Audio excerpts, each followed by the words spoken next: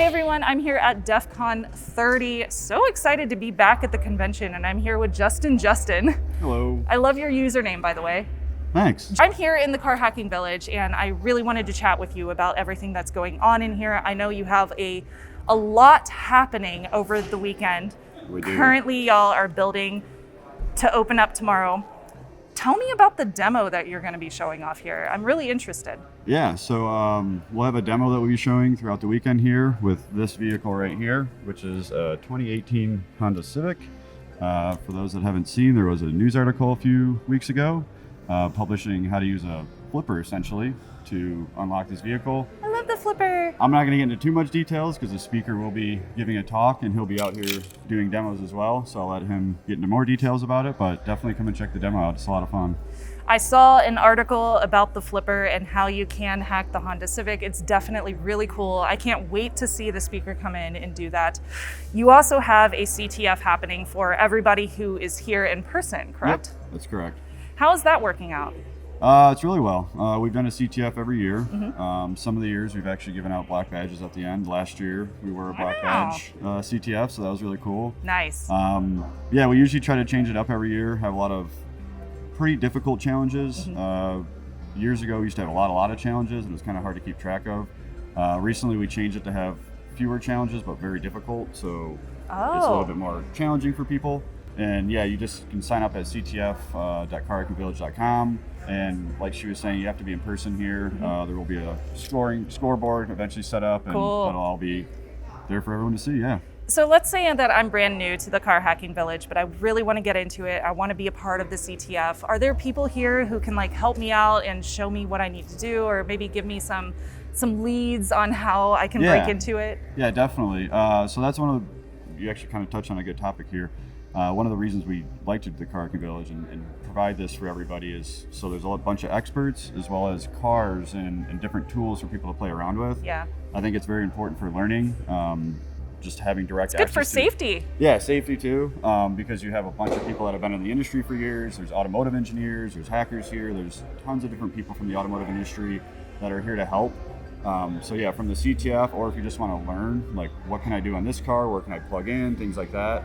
There's a lot of people around that are definitely helping for that kind of stuff. I'm so excited to see it, and I love that you are welcoming to people who have never done it before. That's something that I felt like DEF CON has always been really open about and really good for, complete newbies. Agreed, completely. That's one of the reasons why I love DEF CON and doing this stuff. Is just there's so many people that see things in the news, they hear whatever's going on, they're like, oh, I can go out to Vegas and check out this event, and then they come out here and it's just a lot of people I don't think know about the villages that much. Yeah. They see the talks and they hear about it from that angle. But I think highlighting these villages and getting people to understand that you can actually play hands-on and start tinkering with things live with experts around is very valuable. Absolutely, I agree. That's the best way to learn. I mean, hands-on is absolutely the best way. And speaking of which, you also have a really cool badge this year. We do. I have a few of the previous badges. They're amazing, by the way. Yeah, this is our badge this year. It's called the Obd Kill. Sorry, that's hard to say. There are methods and ways, and I won't give them away because you guys can figure it out, to actually kill the CAN bus through OBD. So if you plug this into your car's OBD connector, you can essentially jam or kill your bus. There's a Raspberry Pi Pico up there, so you can reprogram it as well. What are some of the things that you can do with your badge? Well, one of the things is interact with the CAN network. Nice. But a lot of it's just directly through the buttons here. Outside of that, I don't know everything. These things, how DEF CON is, things just come in. You have to come here and find out what it does and teach everybody else. Yeah, there'll be the guy who created it, he'll be doing a talk as well. So who created it? It's a company called Intrepid. Nice, cool. Intrepid Control Systems. Sweet. From Michigan. These are actually made all in Michigan, so they're all made locally. Very cool. Which is really cool. Thank you so much, Justin. I really No problem. appreciate it. Is there anything else that you want to tell the crew out there who is watching on the internet? Come check us out and hack some cars. Yeah, hack some cars. I'm down. Thank you so much. It was great to chat with you. You too, thanks. Hey, I'm Shannon here at DEF CON 30, and I'm here at the Ham Radio Village with Eric and Justin to chat about what's going on this weekend. Personally, I am excited because I would like to introduce myself with my ham radio license call sign, which is KM6FPP. So, hello. Hello. What's yours? I'm AI0J. And I'm N8FCC. Nice to meet you. Nice to meet you. So there's a lot going on with the ham radio village this weekend, and I would love to kind of get an overview of the contest that you're doing, and I know you're doing exams, probably talks as well. So let's go ahead and get started with the talks. What's some really interesting talks that are going on? Yeah, we get a great lineup for this whole weekend. We have a bunch of very different topics, some sort of geared, towards introduction. Okay, I have my license. What do I do with that? As well as some more, very much more into the DEF CON spirit. Hacking ham radio software. Nice. I think at 1,200 baud over packet radio. Wait, what? Which probably hasn't been seen at DEF CON since DEF CON 1 or 2. I mean, okay, so I have a Baofeng, and I know that thing runs on really old software. So are we talking about like hacking software for radios? Yeah, hacking software for radios. Yeah. A lot of software is written for originally XP, and a lot of people still run Windows XP. Oh no! And I think there's been a few patches since then, but nobody's patching. Yeah, that no, stuff. nobody. Oh my God, no, that's amazing. I can't wait to see that. And you have other talks going on as well. Yeah, we have all sorts of different talks. Like I said, we have some panels. Sort of like got my license. Very what do cool. I do now? A couple of other different areas, all about different exploring different sort of areas of ham radio, because it's a pretty wide field. Oh, absolutely. And we also have a contest going on.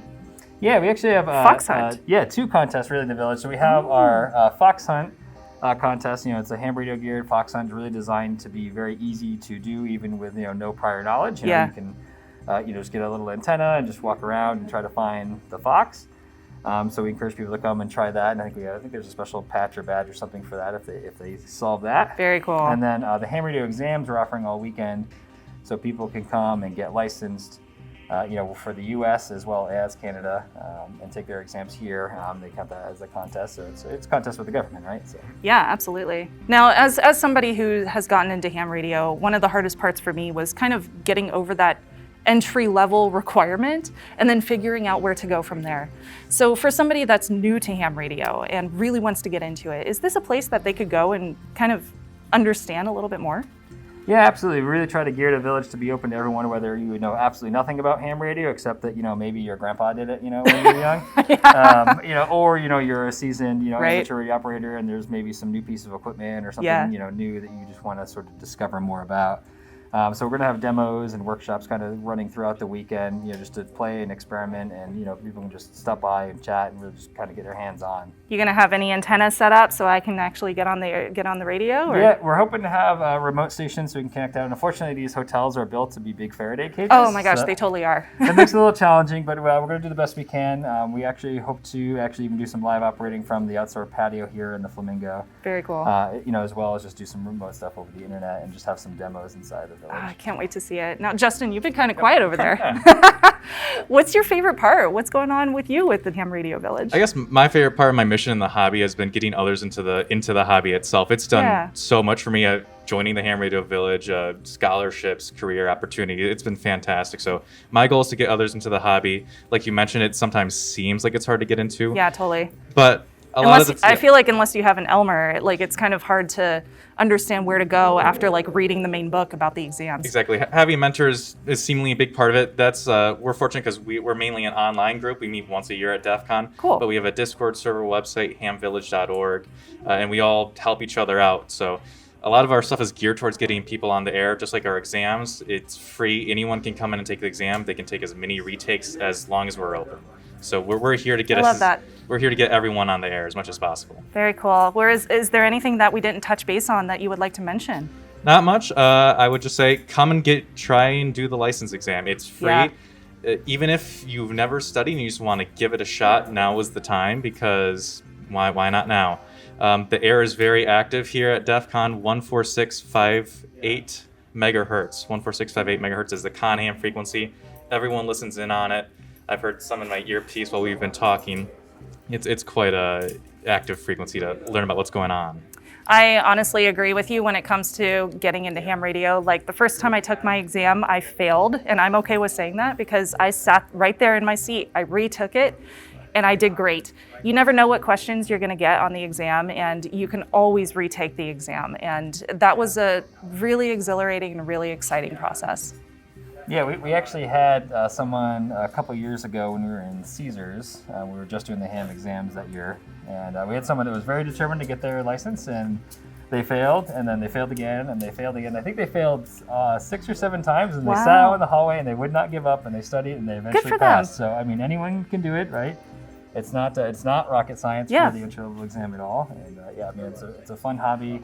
And the more people that get into it, especially, the crowd at DEF CON is much less traditional than the sort of traditional, crowd. Yeah. So it's really nice to get that different exposure and just broaden the hobby. I agree. Well, I appreciate that you're both here, and ham radio is one of the things that really got me into hacking. So thank you for all you do.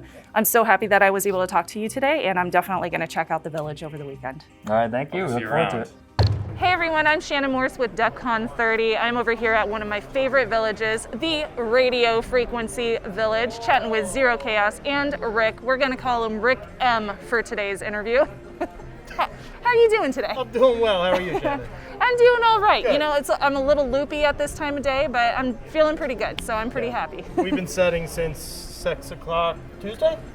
Yeah. Something, yeah, Nobody gets any sleep here. Fixing the radio frequency stuff. Yeah, that's always an issue, especially inside these Faraday cages, I'm Yes, sure. Absolutely. So tell me, this is your second time back since the big pandemic, so... This is our first physical back since the pandemic started. Okay, it's been perfect. 3 years off-site. So I'm sure that you've gone through some big differences as far as trying to figure out how to still make it like the Radio Frequency Village while you're doing online conventions. Absolutely. How has that been? And we've kept doing conventions. We've done 6 or 7 a year since the pandemic started. Yeah. All virtual. But I'll hold over to Rick. Yeah. So we got the same notice everybody else did, right, about DEF CON going virtual a couple of years ago. And we spent an enormous amount of effort to build a virtual capture the flag that we got off the ground and successful for that. And we've been maintaining and actually publicly released all the source code to over the past 2 years. And then we came back into in person and we realized, none of our gear is in date anymore. Most of it doesn't work anymore. And we had to kind of rebuild everything from scratch at the last possible second and at great expense. But it's turned out pretty well. And it's significantly smaller now, easier to break down, more efficient.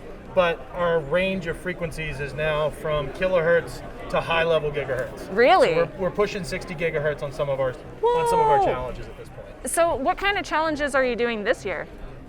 So this year we've got all the stuff that we've been doing, your standard web cracking and WPA cracking, and a couple of software-defined radio challenges that are really common, FM broadcast, just a bunch of stuff to get people started, learning how to use their new toys that they got in the vendor village and those kinds of things.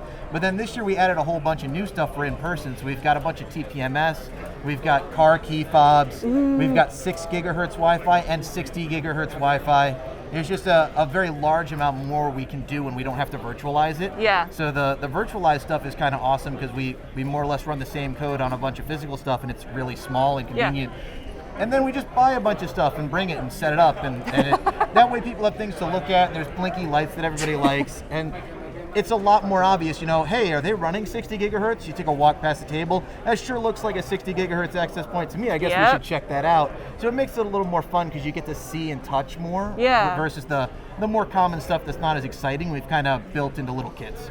So this sounds like an excuse to buy really cool, sparkly, and shiny things and bring them to people and do show and tell. Absolutely. The other big part of this, and it's to get some of the people out of the room more than in the room, is we've increased our Foxes dramatically. So we have Wi-Fi, Bluetooth, TPMS, key fob. There's a key fob Fox. What? That you actually have to crack a code and then track the Fox based on your cracked code. Ooh, I want to play. Yeah, it's a blast. Laura. So we have a message in Laura going out called coffee. So if you walk up to somebody and find coffee, you're finding it over Laura at 9:23.4, I think it is. That's so cool. We're doing the largest indoor war walking ever. Wow. So that is going to be super exciting. We're really curious to see. Working with Wiggles has been amazing. They've helped us to build out a scoring engine to track 27 properties throughout Vegas, floor to floor to floor to floor, to find 10 hidden foxes. Wow. And what kind of prizes are you giving out for CTFs and for the FoxHunt, all that good stuff? So we actually have picked up quite a few sponsors in the last couple of years, which has been great because our expenses were not non-zero when we went to the cloud. There was obviously some good money put into that. So we picked up a bunch of sponsors, so the prizes are wide and varied this year, and we're quite excited. We're hoping to give out a whole bunch of really cool equipment used to play these challenges, and Cool. we try usually to give out the equipment to the people who didn't get that challenge. Yeah. So the less a challenge was won, we kind of seek out that equipment and give it to people to help get that going more. That's awesome. I really our like goal that. is to teach. I mean, that's Yeah. truly what it boils down to. From you guys' early days, we've kind of taken that and run with it as well.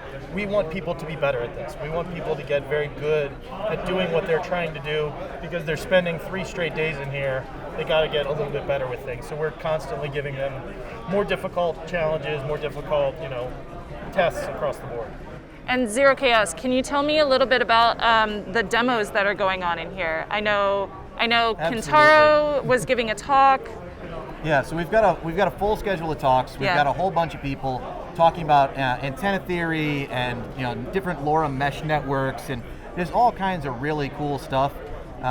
What's really wonderful is because we have such a nice space and we've got so many people coming back this year, we're actually doing a couple of meetups for like people who make war driving rigs, just to get together, talk about what they built, why they built, what worked, what didn't.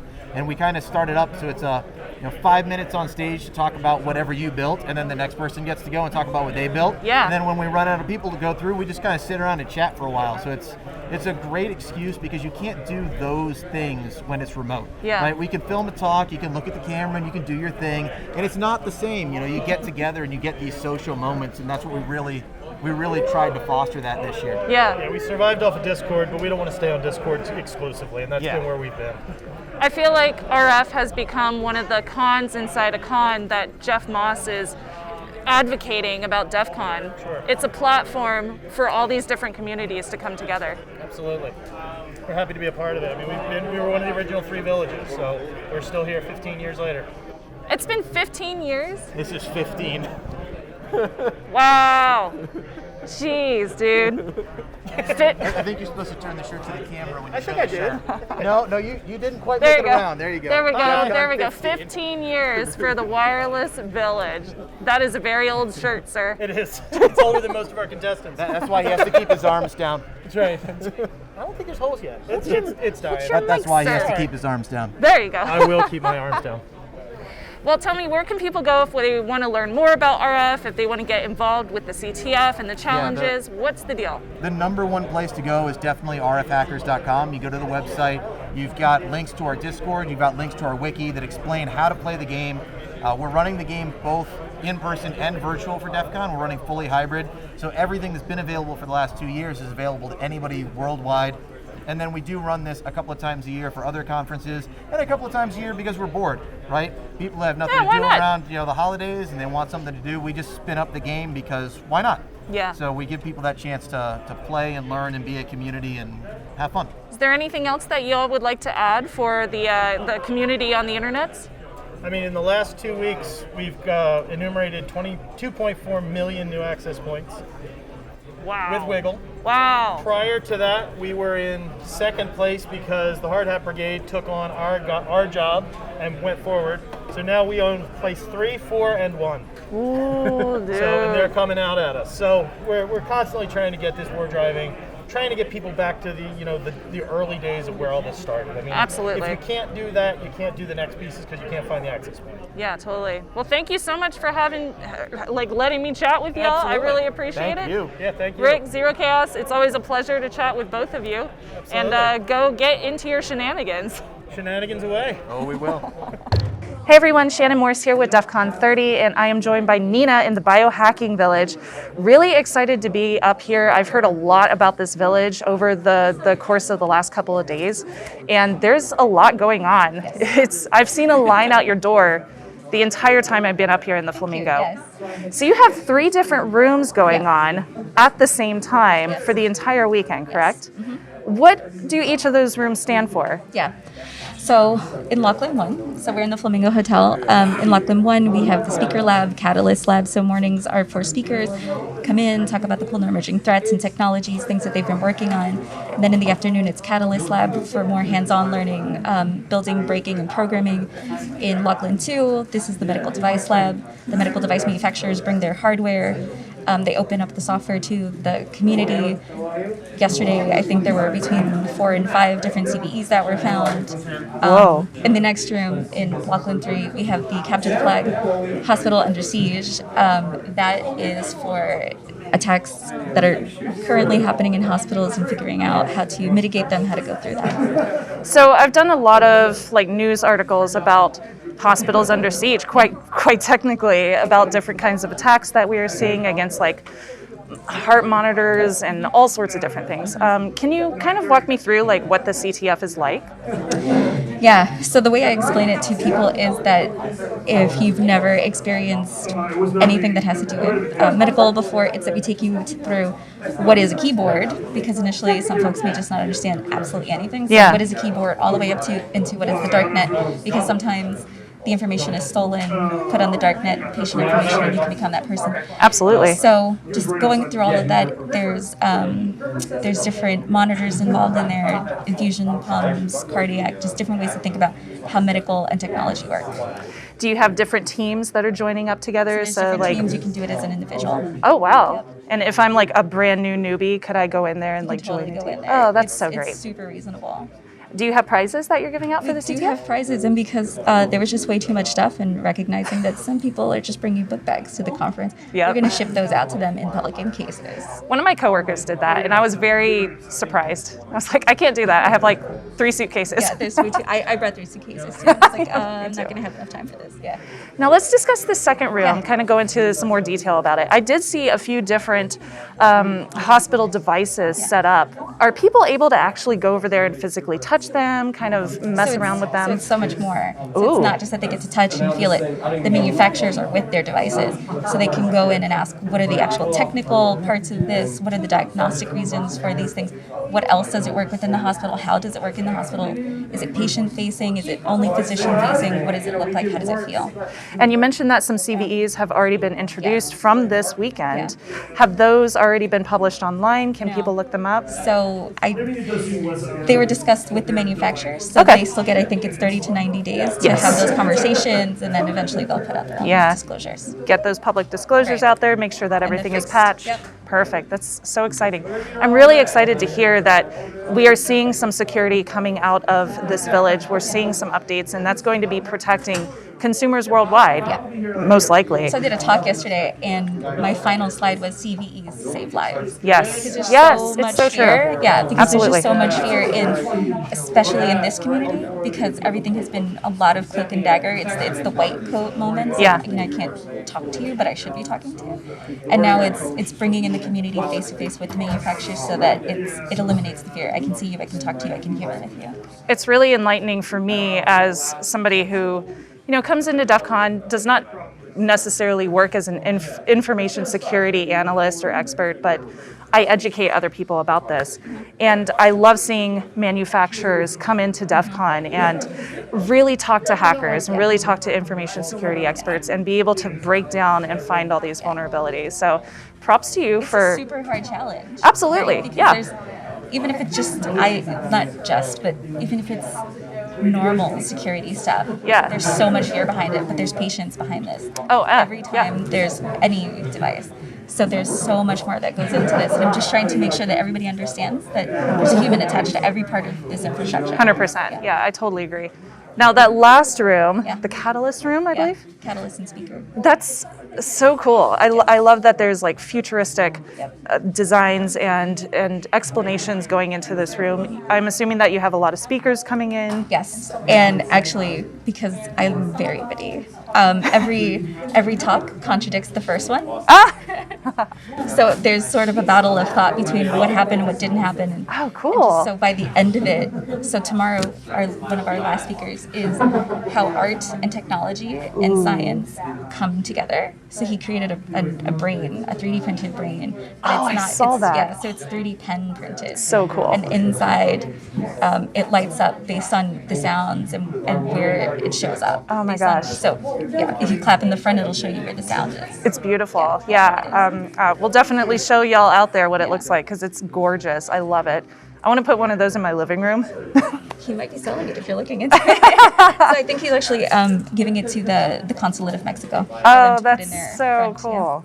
Well, is there anything that we didn't touch base on with the Biohacking Village that you would like to share with our audience out there?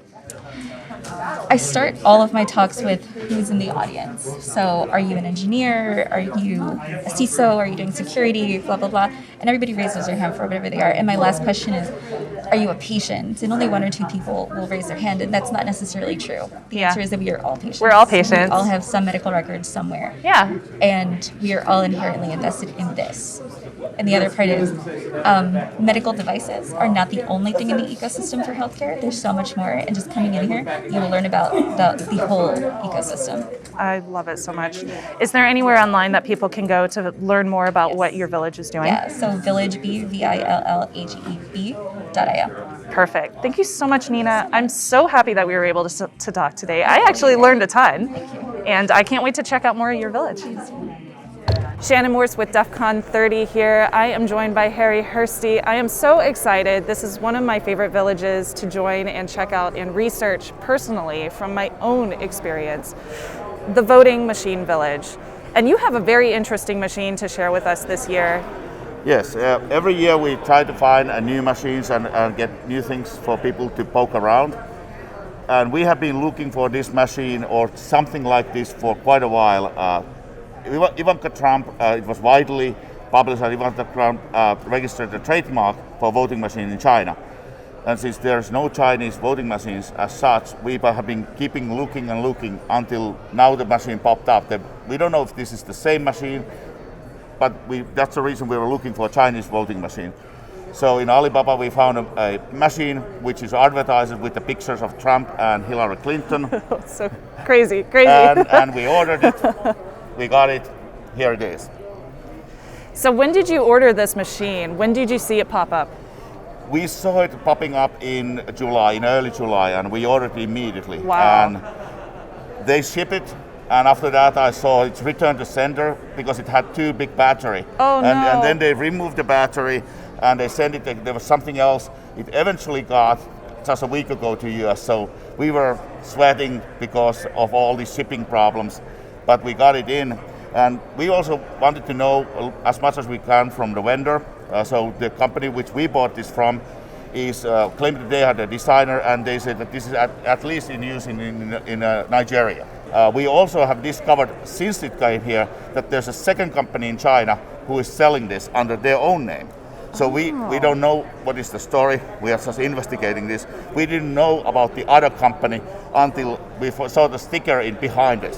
Right. So that is not matching with the name of the company we bought it from. That's really interesting. It almost sounds like the same manufacturer is selling this under different brands or selling it out to other manufacturers, we other don't makers. know. That's very interesting. But I'm very again, intrigued. The company which we contacted is different than what is actually the sticker behind. Right. Now, so far this weekend, we have seen a lot of interesting information coming out about this machine. You had a team come in here and write up an entire report, which we have not seen yet. Yeah. So, first of all, because this is a one-off machine, it's the only one, and also we have never seen anything, there was a dedicated team who went very methodological, documented everything, went step by step, got the forensic images out, and that's why it took them five and a half hours to get a route, because they actually didn't even turn it on for the first 3 hours. Oh, wow. But what did they find once they got in? Do we have any information about that yet? I mean, the only thing what they have been reporting to me is it's running Android or Ubuntu Firefly. It has wireless, so it has LTE, mobile network, Wi-Fi, Bluetooth, all connectivity you can possibly imagine. We also found there is a UART port right on the main board. Exposed UART port. An exposed UART port. And I also noticed on this machine, and this is so interesting to me as somebody who picks locks. This is a very easy lock to pick. This is a very, very generic key and a very generic lock. And apparently they sell it everywhere. You can find one over in the Hardware Village. Every single voting machine we have seen has a very simple locks. There is no secure locks in any of the machines. So with the machines as a whole in your village, I'm hearing that there's a lot of physical security issues, which if somebody could physically get access to the machine, obviously they would be able to own it, most likely. basically all machines used in the United States, this is not used in the US, Right. but all machines used in the US are designed at the time when cyber war was science fiction. Yes. So there have been no security considerations to mention in any of these designs. So once you get physical access, the game is always over. At the same time, a lot of these machines do have a capability of being attacked remotely or in a wholesale basis. So there are different ways of getting in.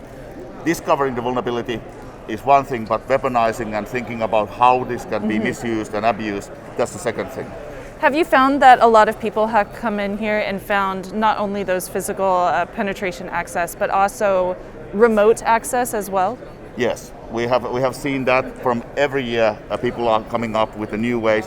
And one of the beauty of voting villages, for a lot of people, this is the first time they have any access to voting machine. Right. And they don't know what has been discovered before. So there's a lot of rediscovery. People are finding something what we knew existing, but they might have a completely different approach how to get there. So there are all the time new ways to exploit the same thing which has been found before. So we know this one is currently not being used in the United States. Are any of the other voting machines that you have here currently being used here in the US? I believe everything else we have there in Village is in use in the United States. And by the way, one of the things where we had a security chief of local, very big county in the United States, and he was please tell me that this doesn't get to solve. I said, well, it shouldn't, but that is, actually, honestly, this is not complying with the US requirements. Right. So it should not be ever able to enter the US market. But we also know that this manufacturer has more voting machine models. So I have another model on the way here. Oh. And they were telling me that they have a whole catalog, so we don't even know what all they are making. So are you intending to bring some of those back in next year for DEF CON 31? Absolutely. I mean, the other machines just didn't arrive in time. Right, right. Well, hopefully we will see them next year. I'm sure that we will. I love the fact that you bring in all of these different machines for people to hack on and people to mess around with, get access to, just like you said. If I am brand new to this audience, if I'm brand new to coming in here to the Voting Machine Village, are there people that I can talk to? Are there ways that I can find access to these as an entry-level hacker? Well, it's always every year the people who have been coming earlier are educating and helping the next incomers. Wonderful. So with this, our mission is educational. Yes. So this is the primary thing. This year we also have been taking a big steps towards debunking conspiracy theories. So there has been many claims that there's this secret algorithm in these machines. Well, that's what we encouraged from day one, from Friday. Please pull the firmware out and see yourself if there's to debunk the myth or conspiracy theory. And there have been so many people doing exactly that. Have you found that brands of the manufacturers and brands themselves have been open to the idea of having the voting machines here? We have been openly inviting them every year. This year we had from the February-March conversation with 3 different vendors of not only voting system, but every system used in election environment. 3 vendors were indicating they are willing to come, and then about a month before they say, well, we just realized this is even a year, so this is an election year, we are busy. Oh, wow. Well, hopefully next year. So we're trying. We every year try, and every year we get closer. I mean, this was the first time when we had such an advanced talks. And we have had other kind of vendors here every year who have been exposing their stuff for hacking. We have a DARPA, Defense Advanced Research Project, and their chips. Yeah. We have here now ORI, who have a mock-up of a election system as a hacking challenge for their identity management system.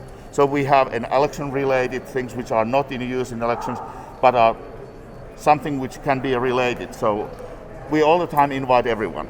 Are there any other challenges happening with the village this weekend? No, this is the only challenge, but it's also a remote challenge, so you don't have to be here to participate. That's great. Is there anything that we didn't touch base on that you would like to share with our online audience? Well, I think the most important thing is that even when we talk about vulnerabilities in elections, never ever feel that should be discouraging you to vote. Yeah. Always vote where you're eligible. Yes. Vote, participate.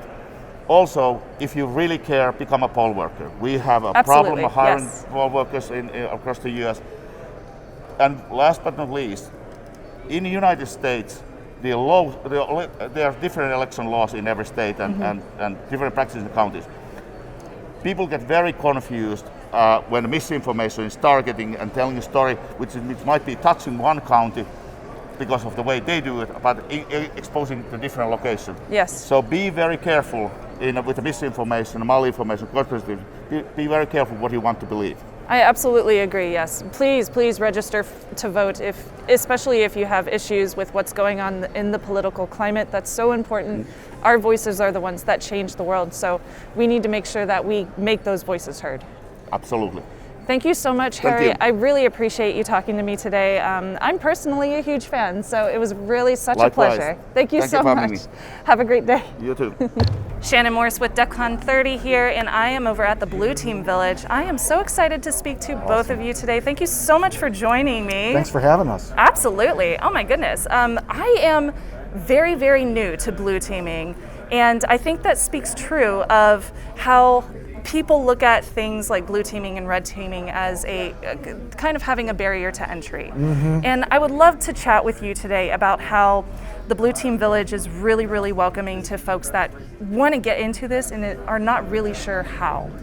Right, so for anybody watching this, join our online community on Discord. There is no barrier to entry. We don't care if you've been doing it for 10 years or if just yesterday you read something interesting and you think InfoSec might be right for you. Yeah. That concept pervades everything we do. So this year, one of the programs, one of the many programs we have, is something we call Obsidian, and we're providing content for blue teamers, and we could talk a little bit about Obsidian later, but we're providing the content, the raw content, for people to learn, join the community, have conversations instead of just one class, have ongoing conversations, and then even within the program itself. So we have leaders in Obsidian, we have people, analysts doing the work. If you're brand new and you want to be on the project, we're saying come in, be the next group of people to do this next year or the year after. So constant training is something that is just, it's built into our DNA. And this is something that absolutely has no barrier to entry. It's free of charge. Free of charge. Anybody can go into the village. Tools are open source. Oh, that's wonderful to hear. And where can people find out more about how they can get access to the Blue Team Village assets? Right, so there's a couple places. You can start at blueteamvillage.org, our website. Most of the other ways of getting to information are there. But if you want to get the data, the Obsidian data, that's at media.blueteamvillage.org. And then we will be posting all of the talks on YouTube. Not all of the talks, but all of the pre-recorded talks will be on YouTube. And we'll be providing all of the slide decks on our GitHub repo. Oh, perfect. I'm so happy to hear that. Everything we've done, everything. Nothing's held back. It all goes back to the community. I love that about DEF CON. Like, everything here is very community driven. Everyone is so excited to be here. I've noticed throughout the couple of days, your village is packed. There was a line out the door the other day. It was almost impossible for me to get in there and ask for an interview. Right. And it's wonderful to see so many people interested. Another thing I've noticed is how red teaming tends to get a lot of popularity. It's very, very interesting because people love to be on the attack, but blue teaming is defensive. It's extremely important, especially to careers. It's lucrative for people to get into. Yeah. I would love to chat about the importance of Blue Team Village as well, and blue teaming in general. Okay, great. Well, I've talked a lot, so. I'll take over. Hi, Jackie. Yeah. I mean, I am like pure blue teamer, which, I mean, my hair, my glasses. Yes. I know, if you couldn't tell. Yeah, I get that comment sometimes. But yeah, I think it's kind of, we always have like a joking rivalry with Red Team Village, and neither of us would be here without the other. Like, exactly. We can't have red teamers without blue teamers and vice versa.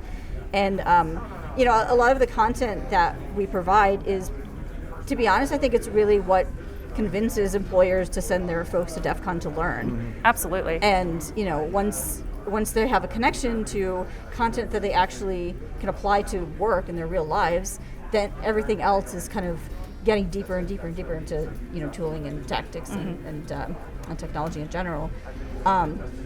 So we also, Blue Team Village runs year round. We have an active Discord community. Oh, really? Yeah. Wow. Oh, yeah.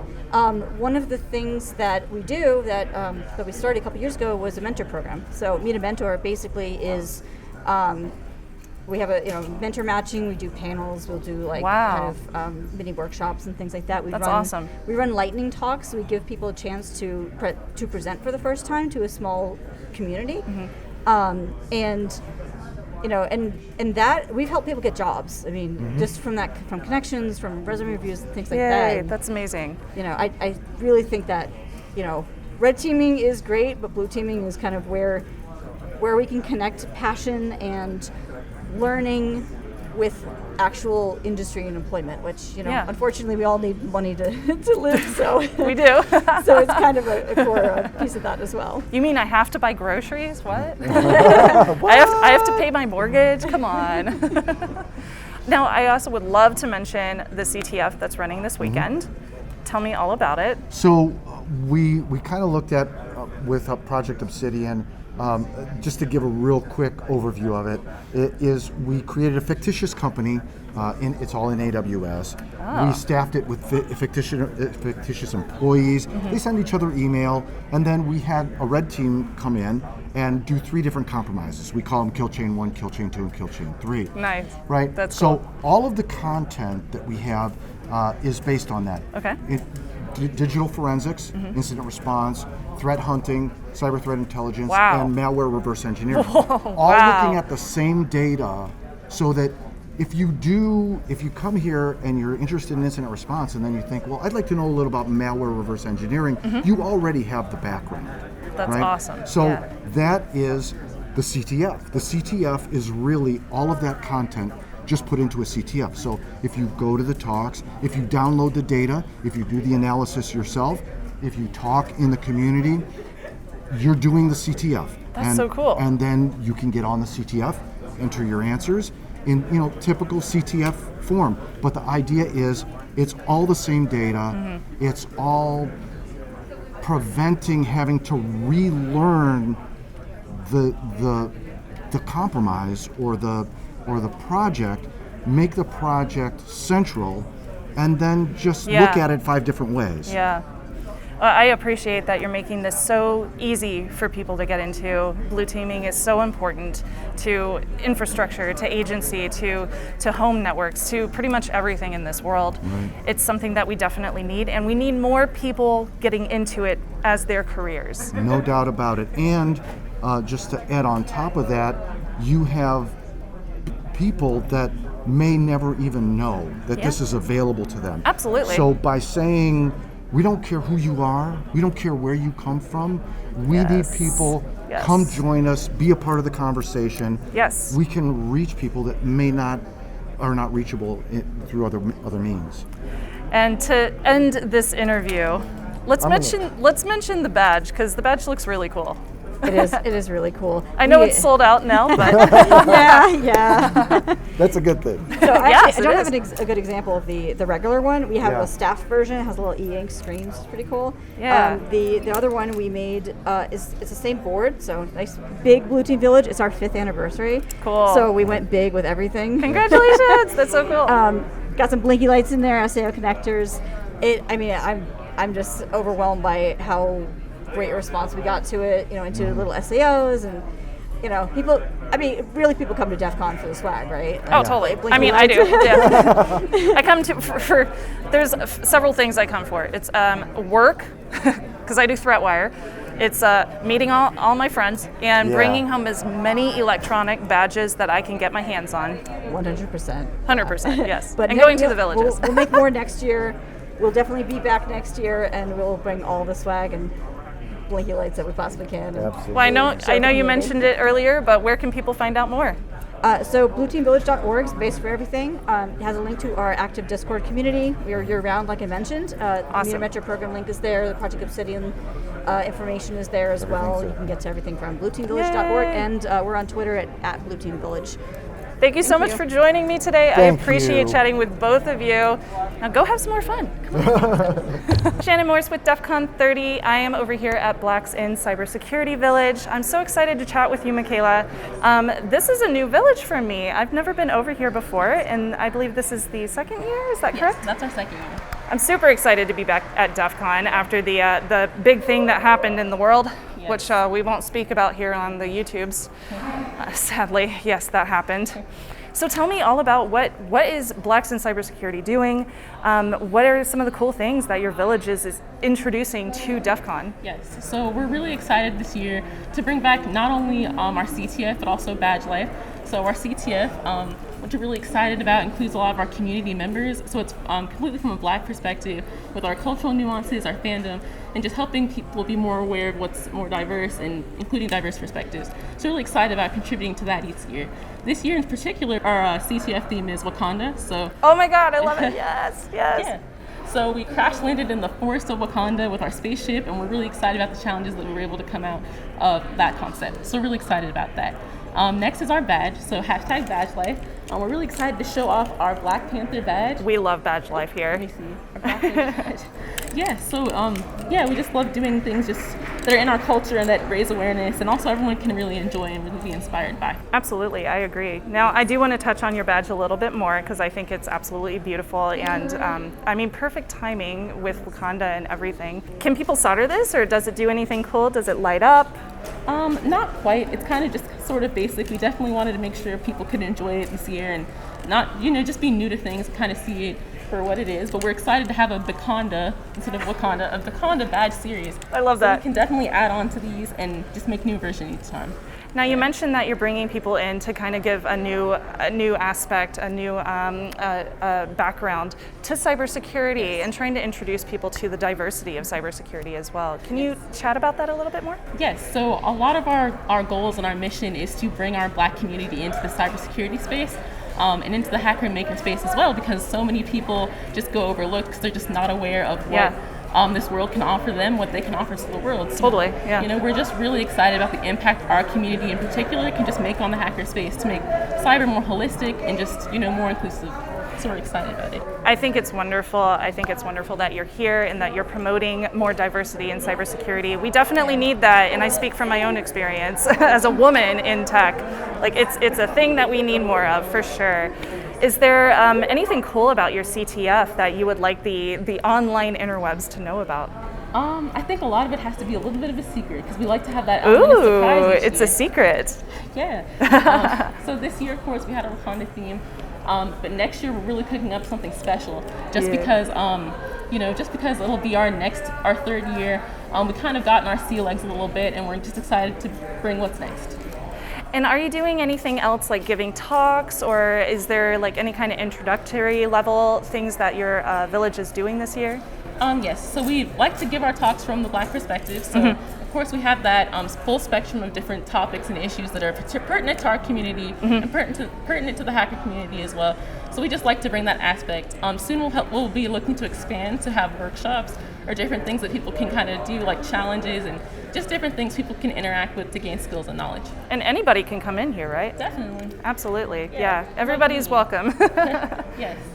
Is there anything else that you would like to chat about with our online fan base, everybody that's out there and watching this? So hey guys, I just want you guys to come enjoy what we have to offer and just come get to know us. We're pretty cool different people. So. You are good people. I'm so happy that I was able to come over here today, and I'm really looking forward to your talks. I feel like it'll make me a better person, and I feel like everybody should come check out Blacks in Cybersecurity Village over here in the Flamingo.